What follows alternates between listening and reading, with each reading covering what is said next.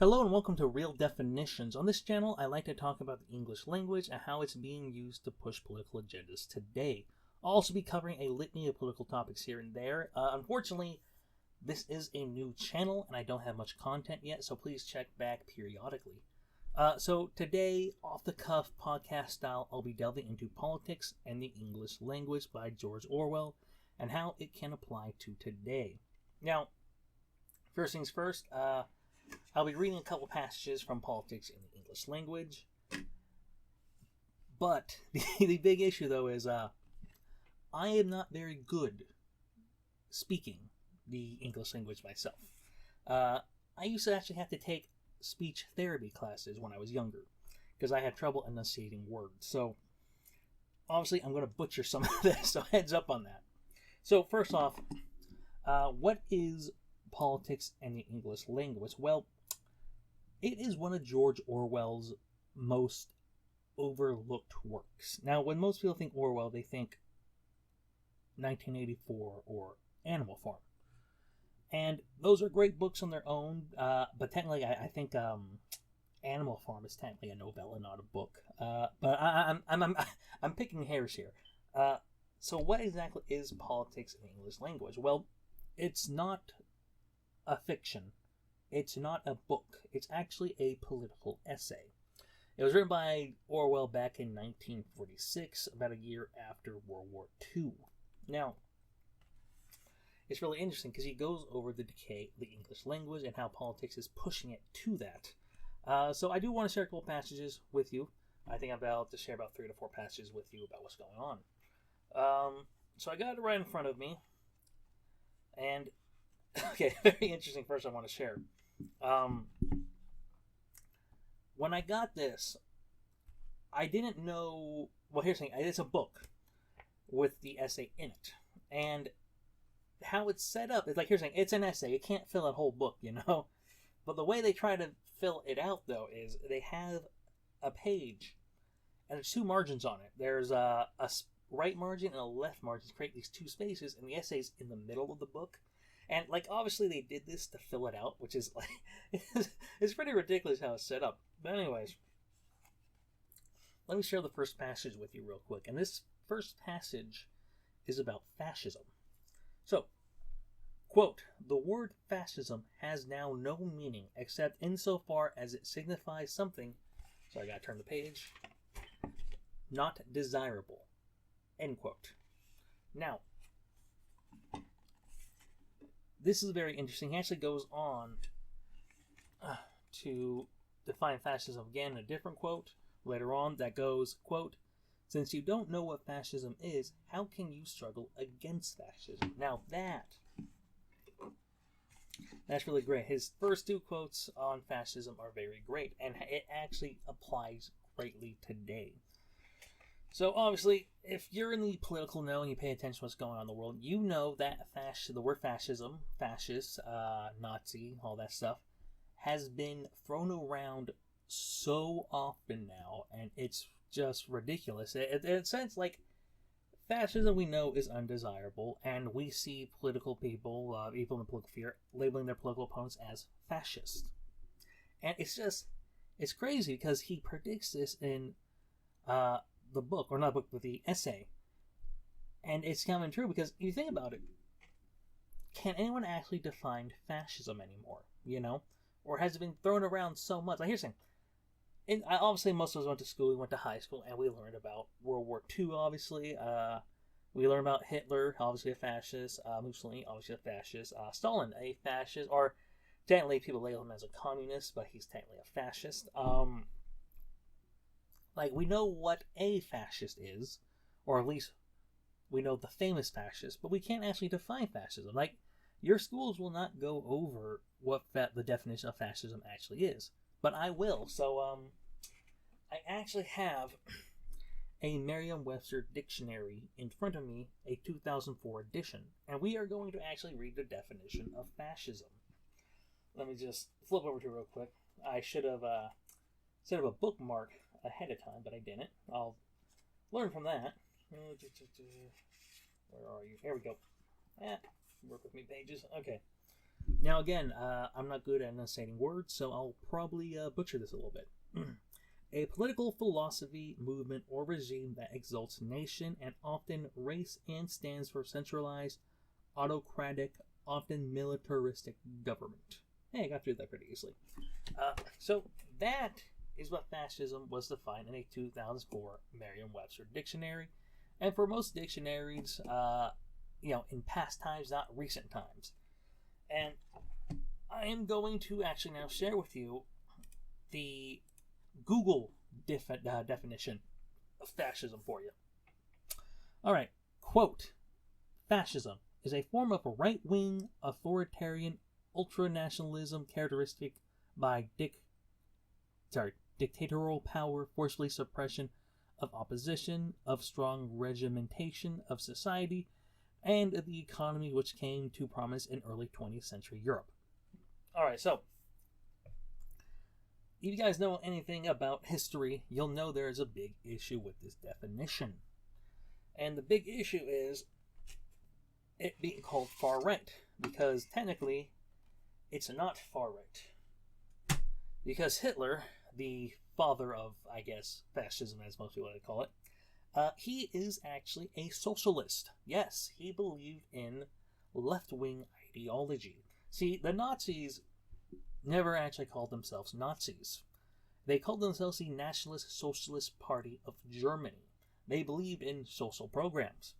And as you all know, socialism is considered a left-wing ideology. It's actually really funny. I remember having a debate with someone online once, and they're telling me that, it's a far right-wing ideology, but that makes no sense on the political compass. On the political compass, you got your moderate, you got your left, and you got your right. Right is less government, left is more government. So when you go to the extremes of far right, you actually end over in libertarianism. If you go beyond that, you will actually enter anarchy, no government whatsoever. It's the left-wing ideology that leads to fascism, which is really interesting. But this Google definition flipped it around. And obviously it's purposeful. Google clearly has an agenda. They've donated to the Democratic Party and all these left-wing organizations. And it's funny that people can't see it, and unfortunately that's just it. They don't want people to learn anything. They want people to know things. That's why George Orwell's essay is not actually taught about in schools. Because if it was, people will be looking into how our words are being altered. But anyways, let me move on to the next passage for you real quick.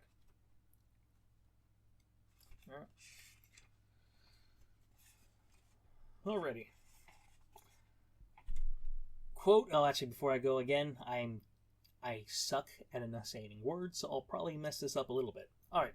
Quote, in the case of a word like democracy, not only is there no agreed definition, but the attempt to make one is resisted from all sides. It is almost universally felt that when we call a country a democratic, we are praising it. Consequently, the defenders of every kind of regime claim that it is a democracy and fear that they might have to stop using the word if it were tied down to any one meaning. And he is partially right about that. I'm sure if I, let me click in democracy in my Google. Democracy, a system governed by the whole population or all eligible members of a state, typically through elected representation. That's the definition from Google. Let's see what the 2004 edition of Merriam-Webster says. Sorry if my chair's squeaking.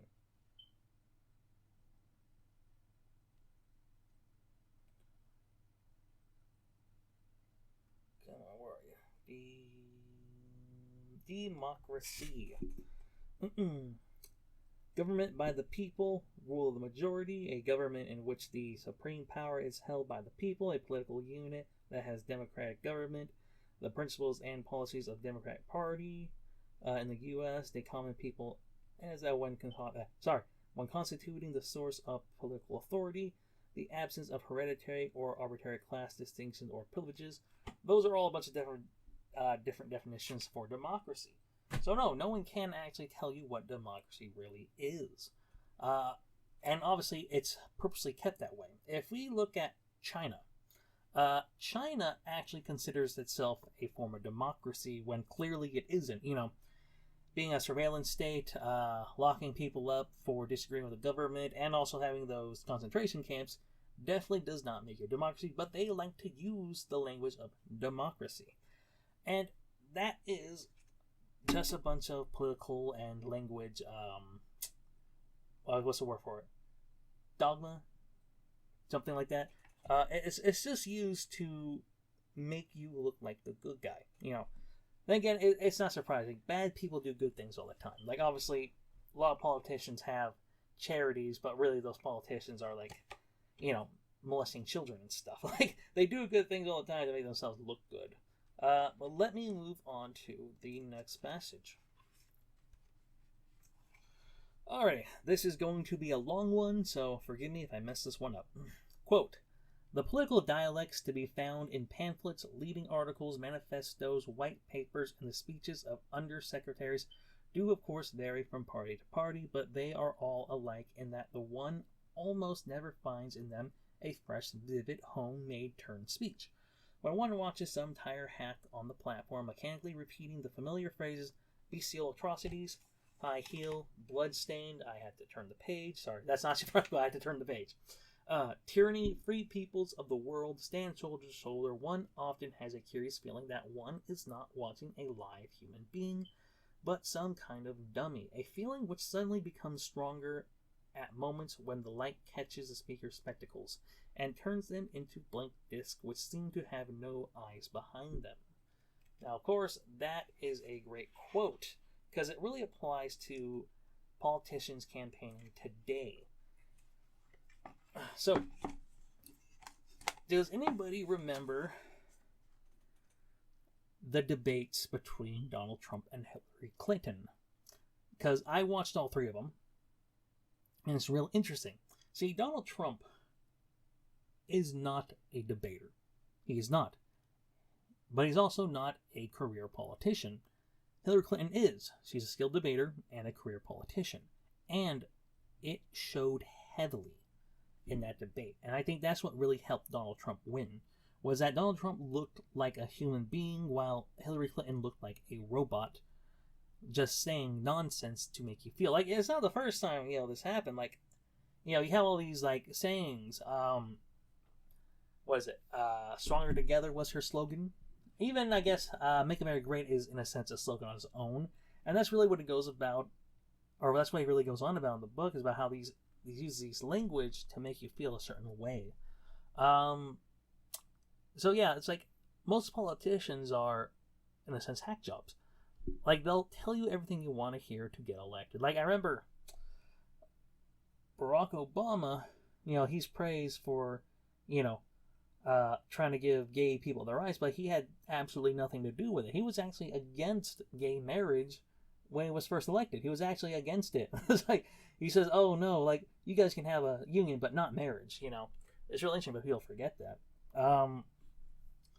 So yeah, it's really interesting how they try to, I don't know. I guess that's just regular crap that they do, But let me move on to another one, and this really is really important, this last one. Quote, "To begin with, it has nothing to do with archaism, with the salvation of obsolete words and turns of speech, or with the setting up of a standard English, which must never be departed from." Now, this is very interesting. He talks about, like, I didn't really go through it too much with you, but he's talking about the preservation of the English language and how it is very important. And it is, obviously, because I just showed you examples of them changing the definition of fascism, and them clearly not coming together on a consensus for democracy. And there's a reason for that. See, if there was a standard English for America that we followed and was part of, like if the founding fathers picked a dictionary to follow for the country, there'd be a lot of problems that we wouldn't be having right now. Like, if you think about it, interpretation of the Constitution. There should be no interpretation of the Constitution. It's like the Constitution is the Constitution, but, we have all these Supreme Court leaders saying, well, I I interpret it this way, even though technically, Amendment 2 says shall not be infringed. Clearly, you can't misinterpret that unless you're changing definitions. So, so what ultimately this essay goes about is defending the English language and correcting people who are using it incorrectly. And that's essentially why I wanted to create this channel in the first place, because I see so many people trying to alter our language, and in a negative way, too. So anyways, that's all I want to talk about. A very simple, small essay, if you have the time. I think it was like $10 on Amazon to get. So yeah, check it out, read it yourself, and tell me your thoughts. And thank you for watching. Bye.